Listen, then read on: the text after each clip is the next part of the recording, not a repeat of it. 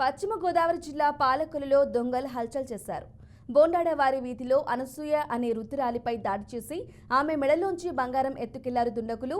ఒంటరిగా ఉన్న సమయం చూసుకొని ఇద్దరు వ్యక్తులు ఇంట్లోకి చొరబడి రాయితో వృద్ధురాలిపై దాడి చేశారు.